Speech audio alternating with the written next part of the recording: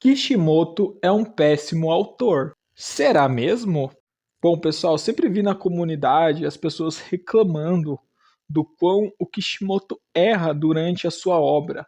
E muitas pessoas dizem que o Kishimoto deveria ter encerrado Naruto na saga Pain. Mas aí eu te pergunto, será mesmo? Ele deveria ter encerrado realmente na saga Pain? Realmente o Kishimoto ele é um escritor ruim?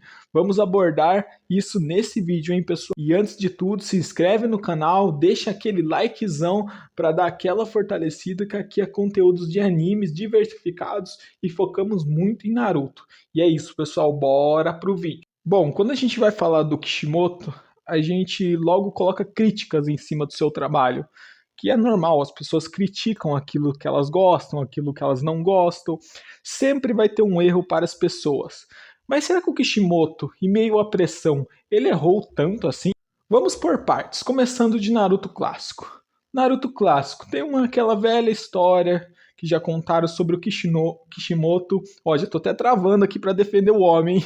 Kishimoto falando sobre que queria explorar mais as aldeias, tudo mais. Porém, os editores acharam melhor trazer um arco de torneio, que é o que estava em alta e em alta até hoje. Temos o torneio do Dragon Ball, o torneio do Yu Yu Hakusho. Então eles acharam melhor isso. Porém, tem aquela história que o Kishimoto queria, sim, desenvolver o time 7, eles em missões, mas ele fez o que agradava os editores e o que a empresa que ele trabalhava mandava, né? Manda quem pode e obedece quem tem juízo. E aí que entra um ponto interessante. Em meio a isso tudo, em meio à pressão dos editores, da Shonen Jump, ele fez um arco excelente. Pensa comigo, o Exame Chunin parece que não é um arco planejado pelo Kishimoto, talvez não naquele momento. E mesmo assim, ele entregou um dos melhores arcos do anime. Já falei sobre esse arco, tivemos lutas extremamente boas, Rock Lee versus Gaara, Naruto versus Kiba, Sasuke versus Gaara, entre outras. Foram lutas excelentes. E outra, exploramos muito bem os outros times e os outros personagens ali presentes. Então a gente viu que mesmo na pressão, o Kishimoto consegue desenvolver personagens, ele consegue sim explorar, porque a gente sabe que a Shonen Jump ela pressiona sim os seus autores, ela pressiona se eles trabalham sob pressão. Isso não é uma novidade, né? No ramo dos animes e mangás. Bom, eu não vou falar sobre o clássico inteiro, outro arco excelente que eu quero trazer, que é o resgate do Sasuke, por exemplo, que é um arco que, como todo mundo fala, né, onde os meninos viram homens, e percebe-se que esse arco tem camadas muito boas, eles exploram os personagens, exploram o Naruto, o Neji, o Choji, o Kiba, o Shikamaru, o Rock Lee, o time do Gaara, percebe-se como o Kishimoto explorou cada um deles nesse arco, percebe-se que o destaque não é virado só para o Naruto. Então o Kishimoto ele sabe trabalhar personagens, ele sabe como entreter personagens, ele sabe colocar um terror na história, porque esse arco eu acho ele bem pesado, ele tem aquele clima mais pesado de final de temporada, a gente não sabe o que espera. Aí temos a luta final de Naruto versus Sasuke, que é muito bem construída emocionalmente. No anime, pelo menos, acredito que no mangá seja a mesma coisa. Ele vai auxiliando entre flashbacks da história do Sasuke e a luta, explorando os personagens. É muito interessante como Kishimoto traz essa escrita. Acredito que ele começou e finalizou o clássico de forma muito bem feita, muito bem escrita. Tá, partimos pro Shippuden. Já fiz um vídeo aqui no canal falando nisso, pessoal. Já tem a parte 1 aqui no canal sobre eu falando sobre o Naruto Shippuden em si, especificadamente. Eu abordei os 3 primeiros arcos nesse vídeo, então confere lá, pessoal, porque esse vídeo aqui eu não vou focar tanto em detalhes, digamos assim. Os detalhes serão nos vídeos posteriores, na parte 2 e 3, no vídeo que está aí em cima para vocês. Chegamos no Shippuden agora, né, pessoal? Falando sobre o Naruto Shippuden em si. As pessoas dizem que o arco do Pain é o auge de Naruto. E realmente eu não discordo. Realmente eu concordo sobre ser o auge, sobre construir o personagem ali e desconstruir ao mesmo tempo. Então, o personagem Naruto, a gente percebe o quão ele amadureceu nesse arco, o quão forte ele está e o quão ele está determinado a vingar o seu mestre. Mas será mesmo que deveríamos encerrar o arco por aí? Deveríamos mesmo encerrar o Naruto com pontas soltas? E a questão com a Akatsuki, a questão com o Sasuke? As pessoas só falam, bom, Naruto deveria ter acabado no Pain. Tá, mas e aí? E o restante da história? Parece que esquecem o que vem depois? As pessoas se concentram muito no anime e falam, ah, depois do arco do Pain é filler. Realmente, no anime é filler, mas no mangá não. Será que as pessoas esquecem do encontro dos 5 Kage, por exemplo? Que tem aquela luta do Sasuke na cúpula, a luta do Sasuke contra o Danzo. Realmente as pessoas esquecem essas lutas porque eu não vejo as pessoas mencionarem. Eu, por exemplo, eu gosto muito da luta do Sasuke contra o Danzo. Para mim é uma luta estratégica, uma luta que muito legal de se assistir. Eu gosto de ver o Sasuke e todo mundo que odeia o Danzo, que eu acho que todo mundo odeia o Danzo realmente, a gente fica feliz vendo aquela luta. E o mais importante, a gente tem o reencontro do time 7, Kakashi, Naruto, Sakura e Sasuke. E aí as pessoas reclamam muito da guerra.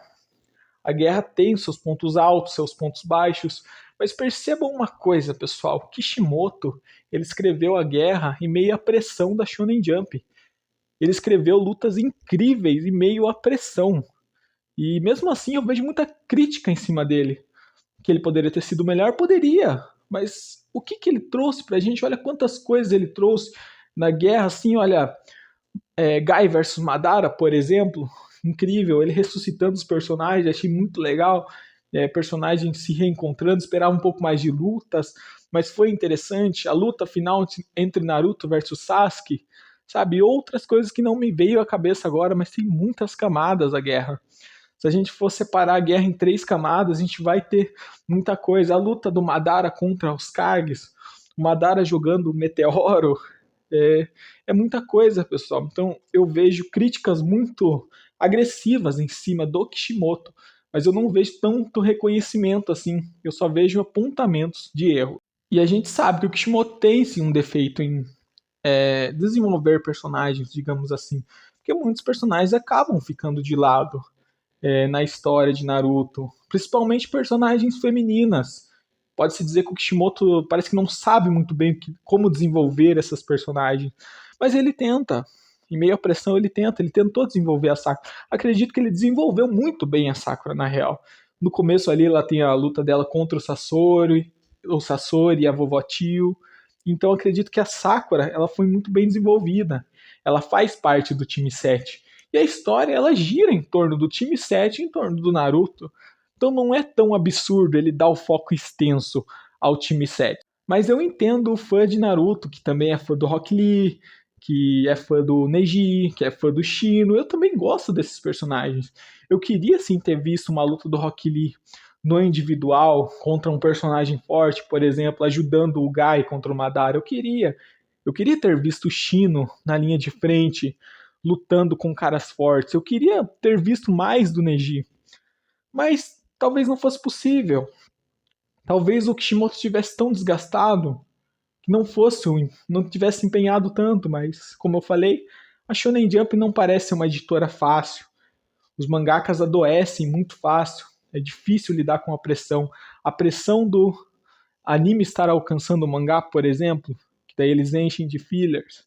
Eles podem até colocar a culpa no Kishimoto. Leigos que não entendem da história vão colocar a culpa no Kishimoto. Pô, os fillers é o Kishimoto que coloca.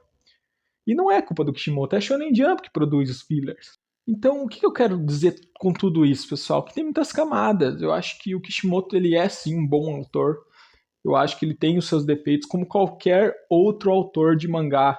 Ele tem os seus defeitos, mas ele consegue fazer muitas coisas boas em meio ao caos da editora Shonen Jump. Então eu acredito que o Kishimoto ele merece palmas. Ele para mim é um autor incrível. Tá no topo dos autores de animes e mangás. Eu acho que os feitos dele não pode ser esquecido. Não podemos esquecer o arco do Pain, não podemos esquecer o arco da Cúpula dos 5 Kages, não podemos esquecer o arco do Exame Chunin. Kishimoto é um cara muito inteligente, é um cara muito criativo, é um cara que, se você deixar ele trabalhar no tempo dele, eu acredito que ele consegue explorar muito bem as coisas. Ele consegue dar o devido direcionamento. E mesmo em meio aos trancos e barrancos, Naruto, meio aos defeitos e tudo mais, ela é uma obra boa, é uma obra que cativa, é uma obra que tá sendo falada até os dias de hoje. Então a gente vê Naruto sendo falado nos dias de hoje. As crianças estão acompanhando Boruto. Os adultos lá de 2007, 2006 estão acompanhando Boruto, porque é uma obra que acompanha gerações. Naruto é um nome assim como o Goku de Dragon Ball. As pessoas conhecem. A pessoa não precisa ser fã de animes para conhecer o Naruto. Então é um anime que furou a bolha. E eu te pergunto, um anime que furou a bolha realmente é ruim? E comenta aí embaixo, pessoal, qual que é a opinião de vocês? Vamos debater sobre isso, sobre Naruto, sobre o que vocês mais gostam, quais arcos vocês mais gostam, os arcos que vocês menos gostam, onde o Kishimoto errou mais, onde ele acertou mais. Eu acho que Naruto tem muitas camadas, tem muitas coisas a serem exploradas. Então, se você curtiu esse vídeo, não deixe de se inscrever no canal e deixar aquele like, pessoal, e metralha no like aí para dar aquela fortalecida. E é isso, pessoal. Falou e até mais.